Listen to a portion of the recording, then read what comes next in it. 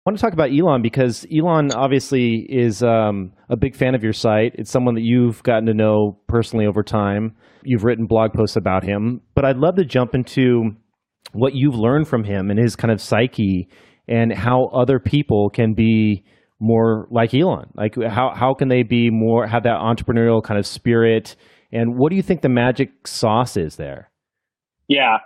So I spent 6 months in this first project writing about SpaceX and Tesla and all these other industries around. Have you stand next to one of those big rockets, by the way? Have you been like Oh next? my God, yeah, I love Oh They're God, huge. I want to I see one can't. of those. They're so Oh cool. yeah, well you got to visit the SpaceX factory.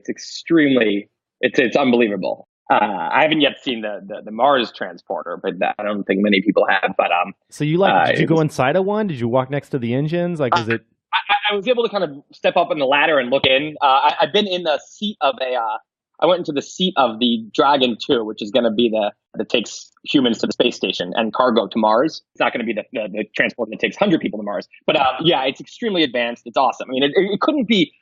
Like 7-year-old Tim can't believe he gets to go into a spaceship factory. It's just like That's so so awesome. cool. Yeah, it's like I can't believe something this cool exists and that I get to like walk inside of it. So yeah, it's extremely cool. The most fun project ever. I mean, Tesla is all electric vehicles and energy and understanding. It's just extremely cool companies. And getting to work with Elon and the execs was unbelievable, right? But I had two questions when I wrote this series. The first was, why is he doing what he's doing? What are these companies? Why are they here? Why do they matter?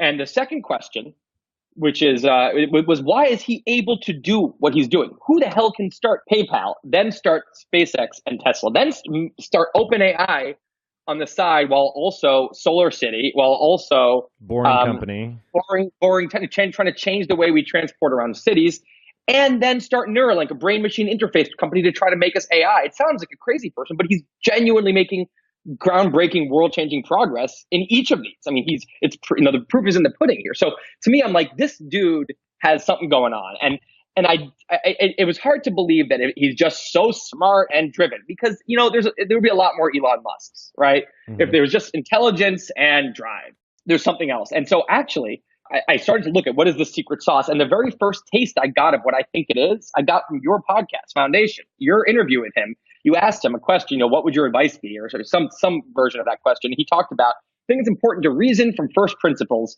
versus reasoning by analogy. Hmm. This really intrigued me, and I sensed just hearing that this might be what he's doing that is so special.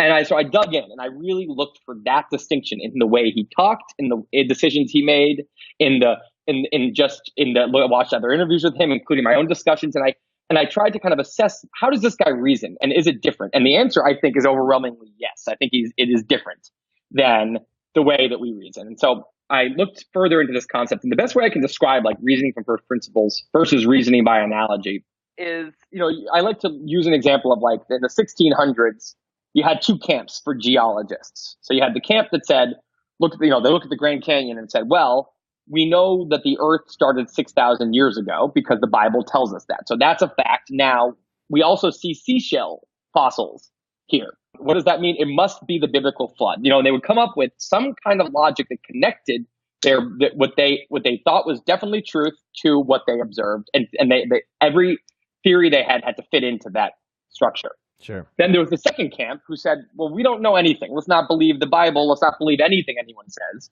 Let's just observe and take our observations. Those are our first principles. It's a physics term. Those are our first principles. And then those are the things we know.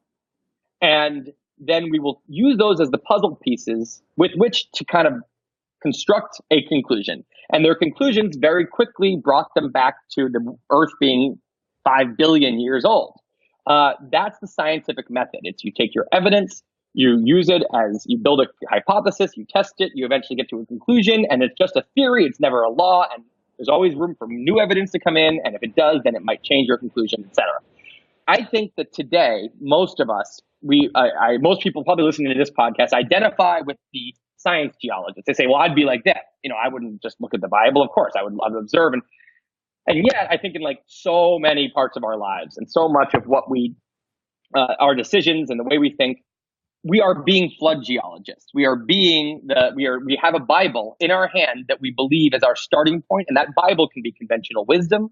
The Bible can be something our parents have always said to us. It can be what our generation seems to think, our friends, our political party, whatever it is. And, some self-help book, whatever it is, we start with a Bible and we go from there, and we don't realize we're doing that. And just like it actually hindered the flood geologist's ability to get to the truth, I think it hurts our ability to actually make accurate decisions. This makes sense back in the tribal days, which is what our bodies are optimized for. You don't have to reason from first principles because conventional wisdom was wise. Every generation was the same as it was 10 generations ago. So conventional wisdom was damn wise. If someone says, don't eat that berry, don't eat the berry. Don't touch the snake. Yeah, absolutely. Right. But today, your grandmother has no idea what the fuck you do for a living because the world changes so quickly that conventional wisdom is outdated. By the time it becomes conventional wisdom, it's outdated. It's no longer wise, but our brains are not wired to think that way. We trust it. We trust it over ourselves in all kinds of areas, in the way we choose our lifestyle, our jobs. And what I think makes Elon Musk special, which is also what makes Steve Jobs special, which is also what made the Beatles special, which is also what made Henry Ford special, Marie Curie special. These people that just completely disrupt and just create a new paradigm. What they're doing is they are being science geologists about everything. So Elon, classic. There's many Elon examples, but one of them is he sells PayPal. He ends up with $180 million. Young guy, everyone and their mother would say, do not go put that all down on something right now. Right. Go into a nice career of angel investing and maybe start something else and that's small, or you do it with other people's money or whatever. He said, I'm going to start a rocket company. I think he did crunch some numbers. And he said, I think that we can cut the cost of space travel down. I think we can learn to land a rocket. People said, okay, NASA, the Soviet Union, none of them could land a rocket. They tried. The cost of space travel is what it is because incredibly smart space agencies for decades have gotten it to this great place that it is. Who tries to take on NASA? Just hearing the term NASA is of course they have the best engineers, NASA 50 years earlier had gone to the moon, or 40 when he started this. And by the way, they said that there's a long list of billionaires who have tried to start a rocket company and every single one has failed. His friend actually made him a video of a compilation, a montage of rocket explosions just to get his mind out of this zone. And so that was every Bible that could exist was very much saying one thing: this is a bad idea, don't do it. You're going to lose your money, whatever. So his first principles, well, one of them was, if I lose my money, I'll be okay. He lived on $1 a day in college and taught himself that what everyone perceives in their Bible as horrible risk, of losing your money is not actually danger on the other side of that risk. So it's not really risk. That was first. Secondly, he said this is really important. And thirdly, he said, my numbers add up. My numbers suggest I think we can probably do this. There's a good chance we'll fail, but it's worth it for the probability. So just as a pure scientist, basically on a chalkboard, crunch some things, and all the factors added up to this is a good idea to start it. So he did. No one makes that leap. That makes him extremely unusual. By the way, talk about who challenges NASA. No, there was no successful car startup in the US since Chrysler 90 years earlier, and he started Tesla. So this is someone who is very aware of the truth, which is that conventional wisdom is very often wrong.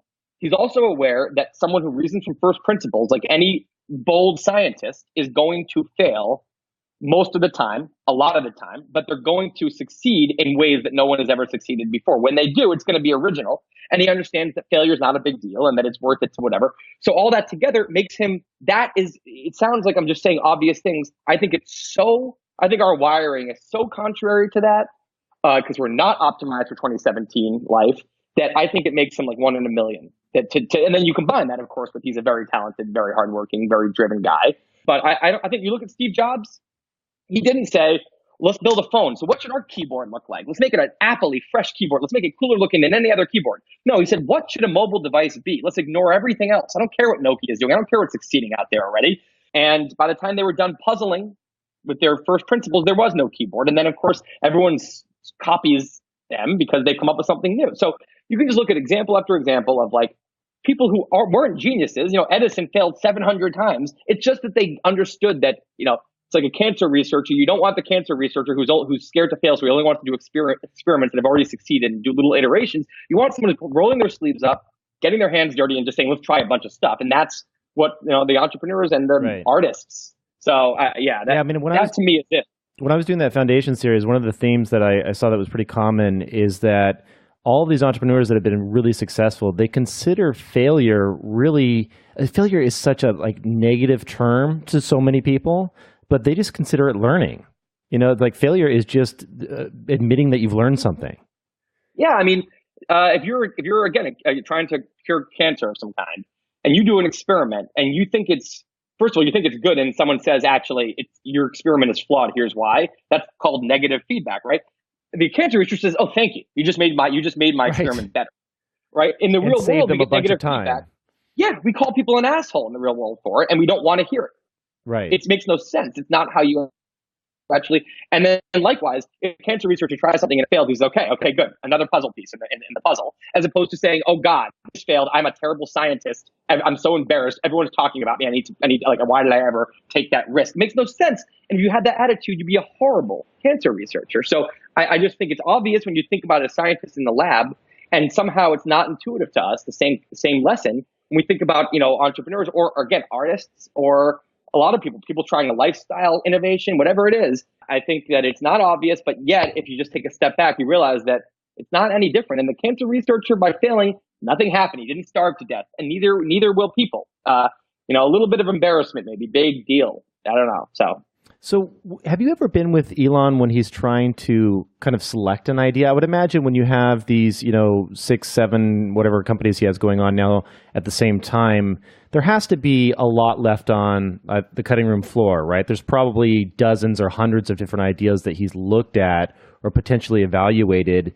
Is he just a very creative person in that he's just coming up with these ideas? Do people bring him ideas? How does that work? Well, I think new potential spaces to explore. Like before he gets into the first principles, like who's coming up with the genesis of these original ideas? I think this ties back actually to one of the first things we talked about, which is if you look up at the buildings in New York, or you look around, or you just think for a second about reality. A lot of people do psychedelics to get themselves with in this fresh eyes zone. Mm-hmm. But if you just look at everything, try to do it with fresh eyes, suddenly all of this insight comes into your head, and all these interesting thoughts, and all this kind of wisdom that isn't normally there. And so I think that what Elon is good at is he looks at the whole world that way all the time. So he just sees everything for what it is, as opposed to kind of what he used to think it was, and that just sticks, or what people say it is. So when he looks at something like airplanes, we all just assume that's how airplanes are.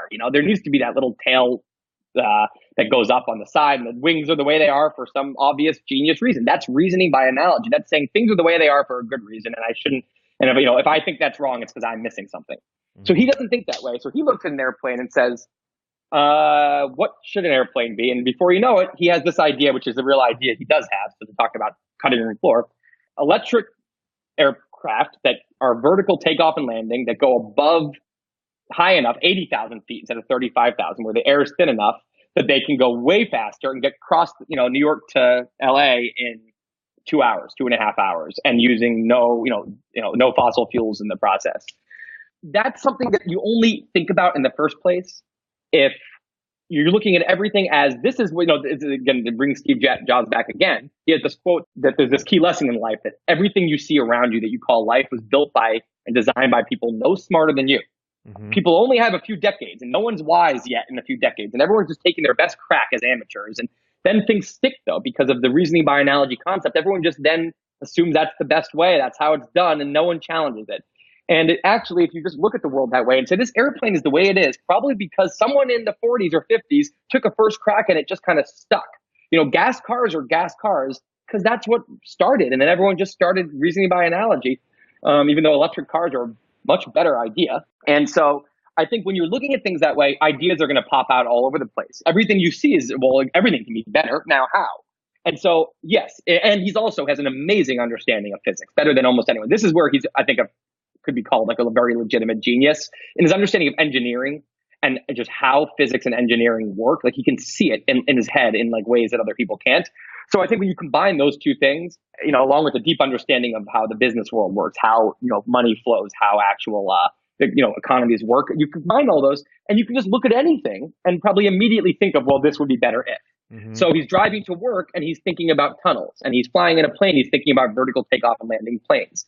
And so ideas are going to pop out all over the place. What he reserves his projects for the most part, are things he thinks have the chance of having a big impact on what he would call raising the probability that humanity has a good future. I mean, that's what ends up with that what he thinks is again, he's just being logical. Well, what's the most high impact thing I can dedicate my time towards? The things that have the biggest chance of a long-term impact, because the future is uncertain and we want to make it good, and we can raise the probability of it being good by, reducing fossil fuel emission with accelerating the advent of a sustainable energy world. These are the wording he uses for this stuff. So I think that his reasoning, the way he comes up with projects is pretty simple. He looks at the world and he sees everything that could be better in different ways. And he thinks about, and better for him, that scale is defined by, good future probability, and versus bad future probability. And so he's always thinking about stuff like AI because he's obsessed with the future of humanity, which is, we're lucky. We're lucky that he's obsessed with that. He could be obsessed with making money, in which case he would very quickly be the richest guy in the world, I think. And he could be obsessed with changing media. I mean, he could obsess a lot of things. I think it's nice that he's obsessed with these biggest ideas. It's helpful.